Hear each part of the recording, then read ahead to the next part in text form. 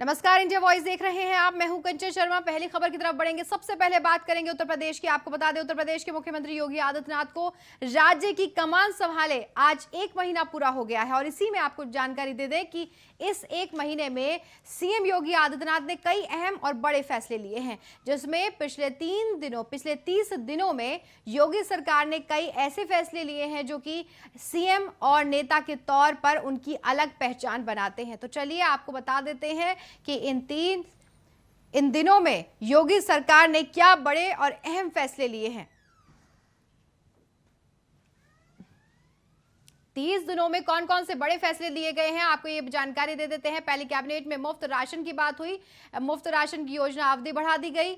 वहीं पर विभागों की 100 दिन की कार्य योजना तैयार करने के निर्देश दिए गए। 30 बड़े फैसलों में ये शामिल हैं। आपको बता दें, यूपी सरकार, योगी सरकार 2.0 का हम जिक्र कर रहे हैं, जिसमें श्रावस्ती जनपद से स्कूल चलो अभियान की शुरुआत हुई।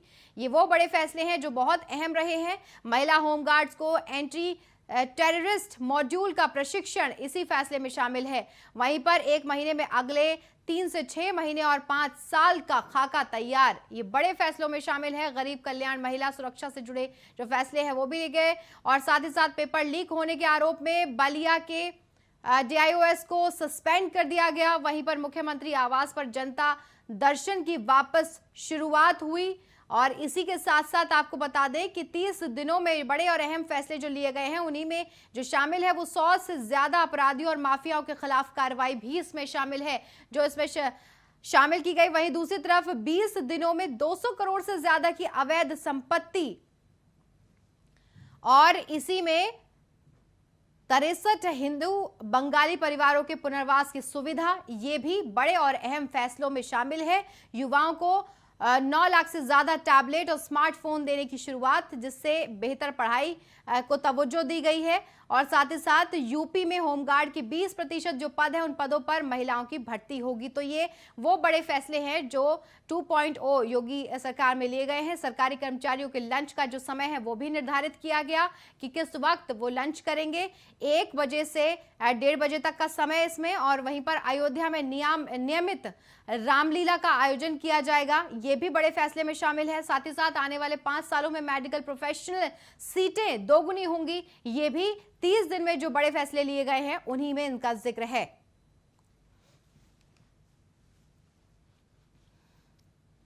और वहीं दूसरी तरफ आपको बताएं कि योगी सरकार अपने दूसरे कार्यकाल में ऑपरेशन कायाकल्प से प्राथमिक और माध्यमिक स्कूलों को स्मार्टनेस को और भी ज्यादा बढ़ा रही है और अब तक यूपी के सभी प्राथमिक स्कूलों की बदहाल स्थिति की तस्वीरें सामने आती हैं। लेकिन अब ये स्कूल अपने शानदार इंफ्रास्ट्रक्चर के लिए जाने जा सकते हैं। इसके लिए यूपी सरकार ने पूरी तैयारी भी कर ली है।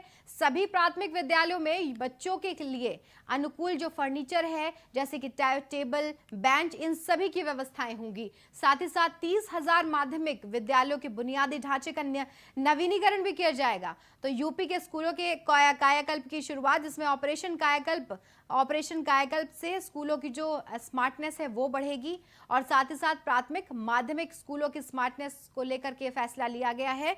बच्चों की पढ़ाई की तरफ ज्यादा ध्यान केंद्रित किया गया है। निजी स्कूलों को टक्कर देने की तैयारी में सरकारी स्कूल हैं। आपको ग्राफिक्स के जरिए समझाने की कोशिश करते हैं। प्राथमिक स्कूलों में बच्चों के लिए बेहतर फर्नीचर होगा। ये ऑपरेशन कायाकल्प में इसका जिक्र है। स्कूलों में आपको बता दें कि 30,000 माध्यमिक विद्यालयों का नवीनीकरण होगा और साथ ही साथ ये भी जानकारी दें कि ऑडियो वीडियो प्रोजेक्ट के साथ में स्मार्ट क्लासरूम बनेंगे, जिससे बच्चों को पढ़ने में और भी ज्यादा बेहतरी दिखाई देगी। वहीं पर पुस्तकालय यानी library, computer lab, science lab, इन सब की सुविधाएं मिल सकेंगी, जिससे बच्चे अच्छी तरह से पढ़ सकें, मन लगाकर पढ़ सकें। आर्ट रूम की बात करें तो आर्ट रूम के साथ साथ वाईफाई की भी सुविधा दी जाएगी, क्योंकि बहुत सारी चीजें जो हैं वो इंटरनेट पर मौजूद हैं, तो उसके लिए भी साथ ही साथ प्राथमिक स्कूलों में बच्चों के लिए बेहतर फर्नीचर होगा। जो बच्चे नीचे बैठ कर के, जमीन पर बैठकर पढ़ाई करते हैं, उनके लिए सोचा गया है। 30,000 माध्यमिक विद्यालयों का नवीनीकरण होगा। तो निजी स्कूलों को टक्कर देने की जो तैयारी है वो सरकारी स्कूल की वो शुरू हो चुकी है। ऑडियो वीडियो प्रोजेक्ट के जरिए स्मार्ट क्लासरूम बनेंगे और साथ ही साथ बच्चे अच्छी तरह से पढ़ सकेंगे। जो लाइब्रेरी होंगी, कंप्यूटर लैब होंगे, साइंस लैब, इन सभी की सुविधा बच्चों को कहीं ना कहीं मिल सकेगी। अच्छी बेहतर पढ़ाई के लिए ध्यान केंद्रित किया गया है। वाईफाई की जो सुविधा है, फैसिलिटी है, वो भी आर्ट रूम के साथ साथ दी जाएगी। और स्कूलों में ऑपरेशन कायाकल्प के तहत ये सब कुछ किया जाएगा। प्राथमिक स्कूलों में बच्चों के लिए बेहतर फर्नीचर होगा, जिससे बच्चों की जो पढ़ाई है वो अच्छी और बेहतर हो सके, अच्छी तरह से बच्चे पढ़ सके।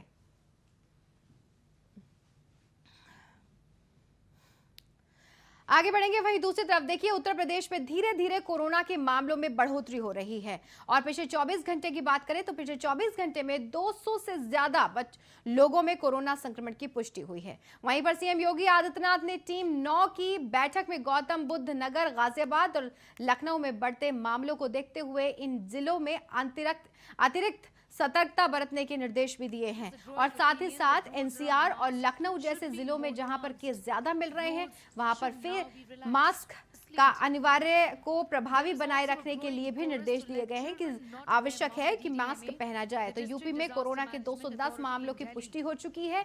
पिछले 24 घंटे की अगर बात करते हैं तो 94,324 नए कोरोना सैंपल्स की जांच हुई है, जिसमें पिछले 24 घंटे में कोरोना के 132 मरीज ठीक हो चुके हैं। हालांकि यूपी में कोरोना के कुल केस का अगर बात करें तो एक्टिव केसेस के पर अगर नजर डालें तो 1277 एक्टिव केसेस हैं यूपी में कोरोना के कुल।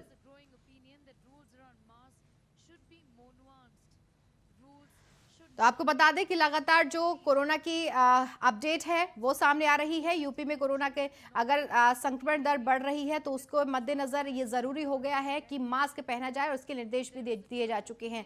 और मास्क, फेस मास्क पहनना जरूरी है। हालांकि बीच में जब स्थिति सामान्य हुई थी तो उसमें थोड़ी सी ढिलाई दी गई थी, लेकिन अब फिर से स्थिति वही ना बन जाए, इसके लिए जरूरी है कि हैंड सैनिटाइजर और मास्क पहना जाए। इसके लिए सतर्कता के लिए निर्देश भी दिए जा चुके हैं। यूपी में कोरोना से सतर्क रहने के निर्देश दिए गए हैं।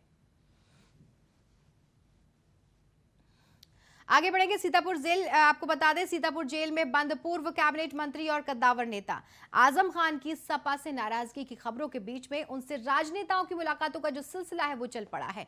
कांग्रेस नेता और प्रियंका गांधी के राजनीतिक सलाहकार प्रमोद कृष्णम ने आज आजम खान से मुलाकात की है। इससे पहले कल की अगर बात करें तो समाजवादी पार्टी के विधायक रविदास मल्होत्रा के साथ में सपा का एक प्रतिनिधिमंडल आजम खान से मिलने के लिए सीतापुर जेल भी पहुंचा था, लेकिन आजम खान ने मिलने से मना कर दिया था। आजम अखिलेश और सपा से नाराज बताए जा रहे हैं। लगातार ये खबरें सुर्खियों में बनी हुई हैं। वहीं पर यही वजह भी है कि आजम खान और उनका परिवार अन्य पार्टियों के नेताओं से तो मिल रहा है, लेकिन सपा से कहीं ना कहीं दूरी बनाए हुए है। तो ये मामला लगातार सुर्खियों में है, लगातार बना हुआ है कि आजम खान आखिर सपा से दूरी क्यों बना रहे हैं, क्या वजह है, क्या नाराजगी है या फिर इसके पीछे क्या खास वजह है। आप ऊपर लीजिए थोड़ा भैया। खाने को दिया, उनकी खुद की तबीयत ज़्यादा ठीक नहीं है, उन पर बहुत जुल्म ढाए गए हैं। भैया थोड़ा आईडी ऊपर लीजिए, आप दिख रहे हैं। मैंने न्यूज़ 24 नीचे हो थोड़ा। गीता भेंट की आपने? जो हमारी सुन्नत ये धार्मिक पुस्तक है जी, मैंने गीता भेंट। और वहीं पर बात कानपुर की करते हैं। बड़ी खबर इस वक्त की कानपुर से आपको बता दें। देखिए, यूपी एसटीएफ की कानपुर यूनिट ने करोड़ों की जो चरस है वो पकड़ी है। बड़ी सफलता कानपुर यूनिट को प्राप्त हुई है, बड़ी सफलता हासिल हुई है। बर्रा के राम गोपाल चौराहे के से पकड़ी गई है 85 किलो चरस। राम गोपाल चौराहे से ये चरस पकड़ी गई है, 85 किलो चरस पकड़ी गई है।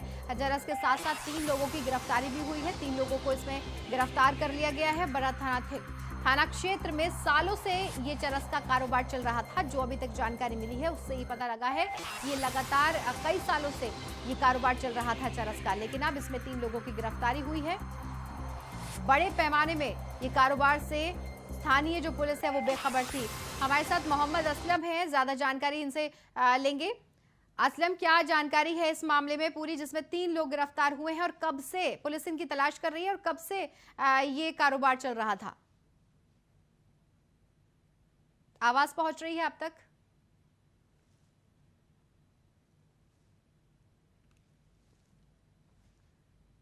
आवाज संपर्क हमारा संवाददाता से नहीं हो पाया है। आपको बता दें कि चरस के साथ में 3 आरोपियों को गिरफ्तार किया गया है। बड़े पैमाने में ये कारोबार चल रहा था। स्थानीय पुलिस इससे बेखबर थी, लेकिन जैसे ही इस बात की जानकारी प्राप्त हुई, फौरन पुलिस ने इस पर एक्शन लेते हुए 3 लोगों की गिरफ्तारी इसमें की है। तो कहीं ना कहीं ये कामयाबी पुलिस को हासिल हुई है।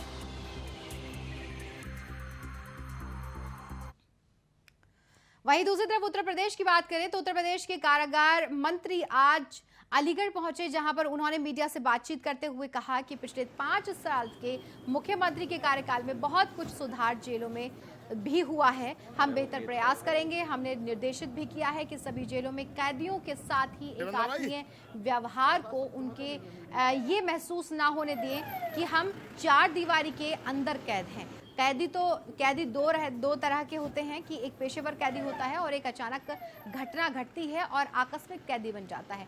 ऐसे कैदी 4 दीवार के अंदर जब जाते हैं तो परिवार से बाहर की दुनिया से दूर होते हैं, तो पश्चाताप भी होता है।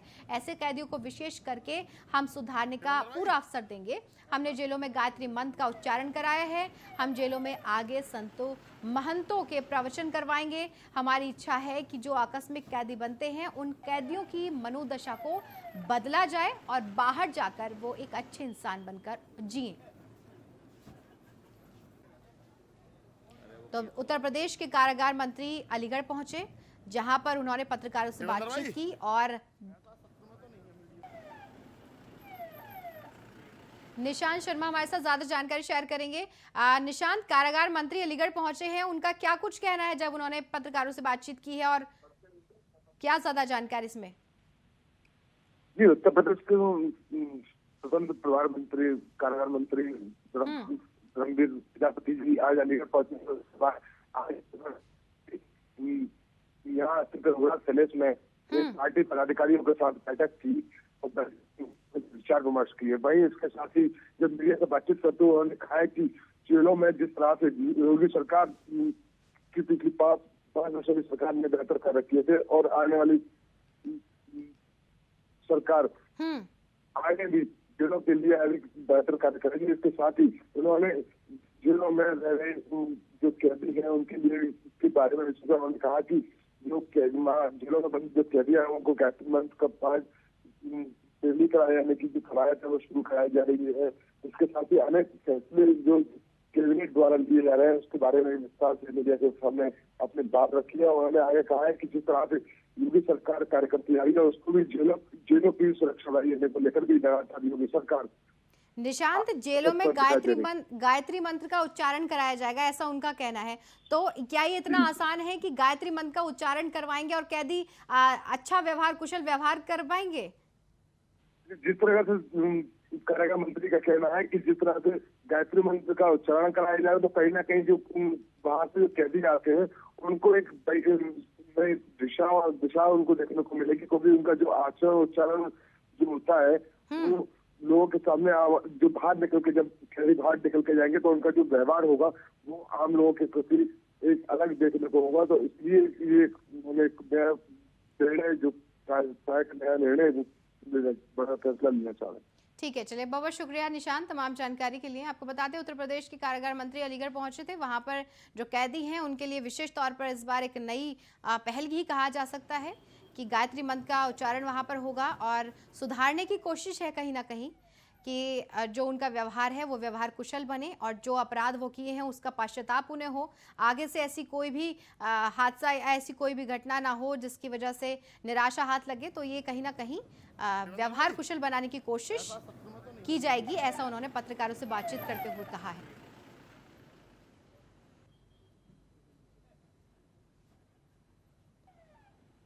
सभी उनका कहना ये भी है कि जेलों में गायत्री मंत्र का उच्चारण किया जाएगा, साथ ही साथ सुधारने की कोशिश की जाएगी कि वो संभलें। जेलों में संतों महंतों का जो प्रवचन है वो भी कराया जाएगा। और कारागार मंत्री वहां पर अलीगढ़ पहुंचे थे उत्तर प्रदेश के, वहीं पर पत्रकारों से बातचीत करते हुए उन्होंने ये सब जानकारी देते हुए बताया।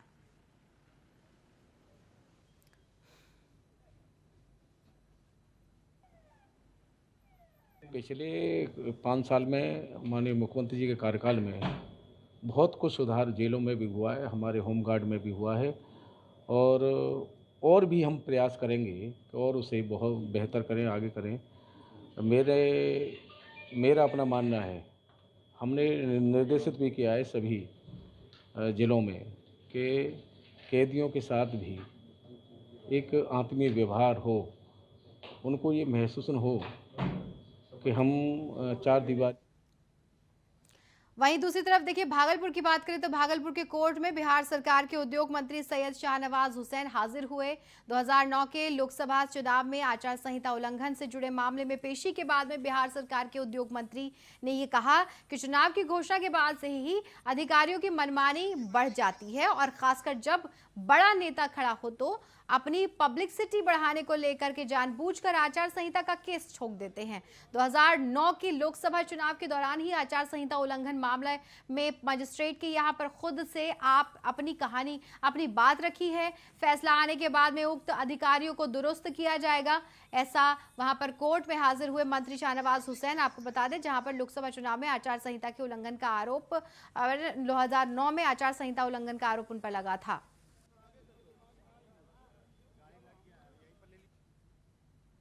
अधिकारी की गुंडागर्दी होती है कि बिना बात का केस कर देता आचार संहिता का, और राजनेताओं को जो लोग कानून का पालन करते हैं उस पर भी उनको भी तंग करता है। ये 2009 का एक कोई कैलेंडर का केस कर दिया। चुनाव हुआ मार्च अप्रैल में, हमने पर्चा भी छपवाया तो उसका हमने बिल देना पड़ता है, उसमें हमारे खर्चे में आता है। जब हमने छपवाया ही नहीं पर्चा, कैलेंडर कभी हमने चुनाव में छपवाया ही नहीं। और वहीं दूसरी तरफ पटना की बात करें तो पटना में नेता प्रतिपक्ष तेजस्वी यादव ने प्रदेश कार्यालय में एक अहम बैठक ली है और बिहार के तमाम जिलों के अध्यक्षों के साथ में बैठक की गई। इस बैठक में प्रदेश अध्यक्ष जगदानंद सिंह, राष्ट्रीय महासचिव श्याम रजक, पूर्व मंत्री अब्दुल बारी सिद्दीकी समेत कई जो बड़े नेता थे वो भी इसमें मौजूद रहे। सदस्यता अभियान को लेकर के बैठक की गई। नेता प्रतिपक्ष तेजस्वी यादव ने बैठक की है। पटना की तस्वीर आप देख रहे हैं, जिला अध्यक्षों के साथ में वो बैठक की गई और सदस्यता अभियान को लेकर के इसमें बैठक में विशेष तौर पर चर्चा हुई है।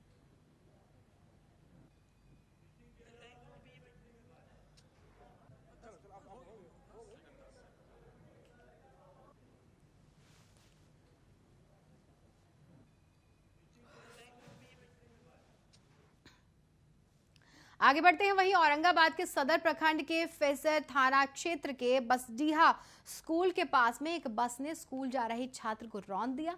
इसके बाद में ग्रामीणों ने सड़क जाम करके टायर जला दिया और साथ ही साथ प्रशासन के खिलाफ जमकर नारेबाजी की। आक्रोशित ग्रामीणों ने बस में तोड़फोड़ की। बस ड्राइवर पर कार्रवाई की मांग की गई है। औरंगाबाद की खबर ये सामने आई है, जहां पर स्कूल जा रहे छात्र को बस ने रौंद दिया। उसके बाद में ग्रामीणों ने सड़क पर जाम लगा दिया, हंगामा हो गया। तस्वीर आप देख सकते हैं कि वहां पर किस तरह से भीड़ इकट्ठा हो गई, नारेबाजी होने लगी, जहां पर ग्रामीणों ने सड़क को जाम किया था। औरंगाबाद का मामला सामने आया। हालांकि पुलिस को इत्तला हुई तो पुलिस भी फौरन वहां पर पहुंची और मामले को शांत कराने की कोशिश की गई, लेकिन मामला छात्र को रौंदने का था। स्कूल जा रहे छात्र को बस ने रौंद दिया और उसके बाद में वहां पर जो हुआ वो तस्वीरों में आप साफ तौर पर देख सकते हैं। ग्रामीणों ने वहां पर टायर जला दिया और उसके बाद में प्रदर्शन किया, विरोध जाहिर किया। कहीं ना कहीं गुस्से हुए लोग, जो ग्रामीण लोग थे वो वहां पर थे, प्रदर्शन कर रहे थे। जाम उन्होंने लगा दिया, लेकिन पुलिस वहां पर पहुंची, मामले को शांत कराने के लिए जुट गई, लेकिन लोग वहां पर सुनने को तैयार नहीं थे।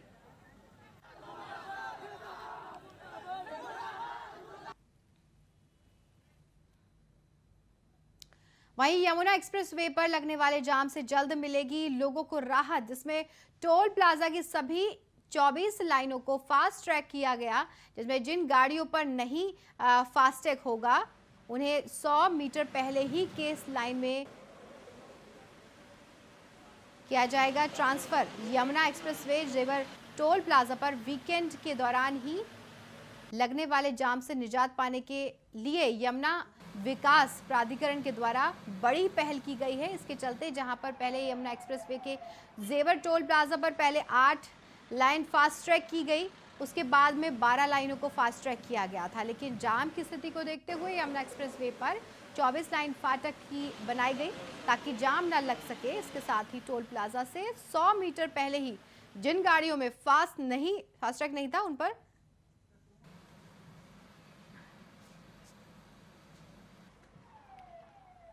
सैटरडे संडे को काफ़ी ट्रैफिक दिल्ली से जाता है वृंदावन, और लौटते समय जेवर टोल प्लाजा पे काफ़ी जाम की स्थिति होती है और लगातार शिकायतें मिल रही थी।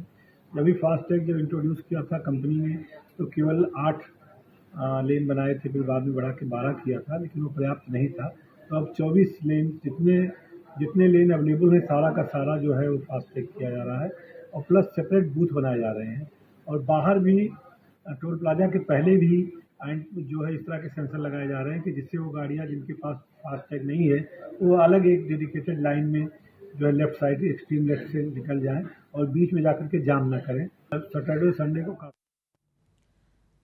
आगे बढ़ेंगे, वहीं पर आगरा की बात करते हैं। देखिए, आगरा महिला ने यमुना नदी में छलांग लगा दी, जिसमें महिला के नदी में डूबने से गांव में हड़कंप मच गया है। बड़ी खबर सामने आई, जहां पर मौके पर हालांकि पुलिस और गोताखोर की मदद से ढूंढने का प्रयास जारी है। अभी भी कोशिश की जा रही है कि ढूंढा जा सके। महिला के छलांग लगाने की वजह अभी तक स्पष्ट नहीं हो पाई है, लेकिन थाना फतेहाबाद क्षेत्र के भोलपुरा यमुना नदी का ये पूरा मामला बताया जा रहा है।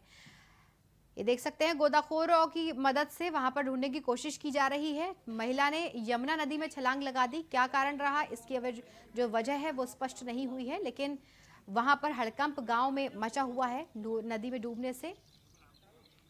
हालांकि गोताखोर इसमें कोशिश में लगे हुए हैं कि जल्द से जल्द निकाला जा सके, कोशिश उनकी लगी हुई है। मयंक हमारे साथ ज्यादा जानकारी के लिए संवाददाता जुड़ चुके हैं। मयंक, क्या मामला रहा है, किस वजह से छलांग लगाई गई, क्या वजह बताई जा रही है? देखिए, फिलहाल ये मामला थाना क्षेत्र फतेहाबाद का है, जहाँ पे यमुना किनारे गांव बसा है भोलूपुरा। उस वहाँ की महिला है ममता, जो कि नदी किनारे खड़ी हुई थी। यहाँ के आसपास के जो स्थानीय लोग थे वो उसे देख रहे थे। अचानक उसने नदी में छलांग लगा दी। उसके बाद आसपास के लोगों और गोताखोरों ने उसको प्रयास किया। उसके बाद मौके पर पुलिस को सूचना दी गई। पिछले 3 घंटे से लगातार रेस्क्यू चल रहा है। जाल बिछाकर तमाम गोताखोर वहाँ प्रयास कर रहे हैं। पीएसी भी बुलाई गई है। तमाम मौके पर सीओ सौरभ सिंह भी पहुंच चुके हैं, लेकिन महिला का अभी ये कारण स्पष्ट नहीं हो पाया कि आखिरकार उसने छलांग क्यों लगाई। आत्महत्या करने का कोई कारण रहा है, या फिर जान देने जैसी कोई चीज रही, या फिर अचानक वो फिसल गई है। ऐसा कुछ अनुमान अभी क्लियर नहीं हो पाया, कारण स्पष्ट नहीं हो पाई। लेकिन मौके पर पहुंचे सीओ सौरभ सिंह फतेहाबाद ने बताया कि अभी हाल फिलहाल प्रयास जारी है। तमाम और भी व्यवस्था की जा रही है। क्या इसमें कितने लोग थे? महिला के साथ कोई और भी है जो इसमें डूबने की सूचना मिली है जिसकी? ये कहना था कि महिला काफी देर तक नदी किनारे खड़ी रही, जो बगल के गांव से थी। तो लोगों ने ज्यादा अनुमानित नहीं लगाया। जब उसने नदी में छलांग लगाई, उसके बाद वहाँ पे मौके पर जो पशु चाहार वाले थे, जो तमाम जो गोताखोर थे, स्थानीय लोगों ने काफी प्रयास किया उसे रोकने का, जब तक वो नदी में छलांग लगा चुकी थी। उस वही मौके पर पुलिस को सूचना दी गई है, और उसके बाद वहाँ मौके पर पहुंची पुलिस ने रेस्क्यू शुरू कर दिया। लगभग पिछले 3 घंटे से रेस्क्यू जारी है, लेकिन महिला अभी तक नहीं मिल पाई है और लगातार रेस्क्यू टीम अपना काम कर रही है। जी ठीक है मयंक, नजर बनाए रखिए, आपसे आगे भी अपडेट लेते रहेंगे। फिलहाल के लिए बहुत शुक्रिया। तो वहां पर कोशिश की जा रही है, लगातार गोताखोर उसमें लगे हुए हैं कि जल्द से जल्द तलाश किए जा सके। आगे बढ़ते हैं, वहीं पर नेतरहाट फील्ड फायरिंग रेंज के विरोध में नेतरहाट में से राजभवन रांची तक 200 लोग पदयात्रा करते हुए पहुंचे हैं। राजभवन के समक्ष धरना दे रहे नेतरहाट फील्ड फायरिंग रेंज के स्थानीय लोगों का कहना है कि जब सरकार जानवरों का संरक्षण कर सकती है तो इंसानों का क्यों नहीं कर सकती।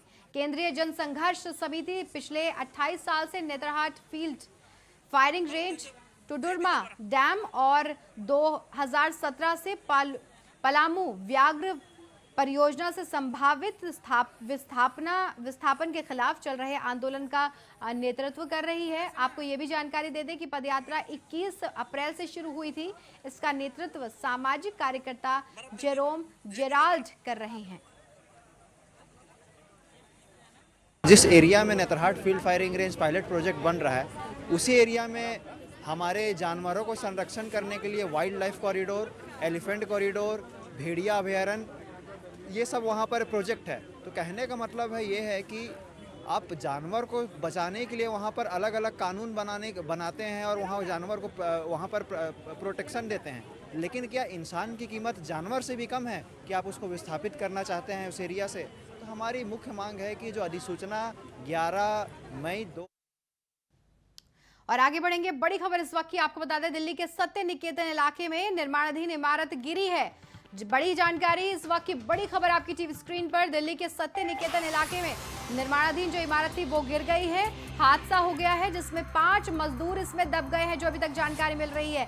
5 मजदूरों के दबे होने की खबर है। राहत कार्य हालांकि जारी है, वहां पर कोशिश की जा रही है, राहत बचाव के लिए वहां पर पहुंच जा चुका है 5, लेकिन जो 5 मजदूर हैं वो हादसे में दब गए हैं। कोशिश लगातार की जा रही है कि सभी को सलामत बाहर निकाल लिया जाए। राहत बचाव कार्य चल रहा है, लेकिन वहां पर जो निर्माणाधीन इमारत थी वो गिर गई है, जो जिसमें हादसा हो गया है। 5 मजदूर गिर गए हैं, उसमें दब गए हैं। राहत कार्य इसमें चल रहा है। बड़ी खबर सामने आ रही है। जो निर्माणाधीन इमारत थी वो गिरी, अचानक गिरी। दिल्ली के सत्य निकेतन इलाके की पूरी घटना है।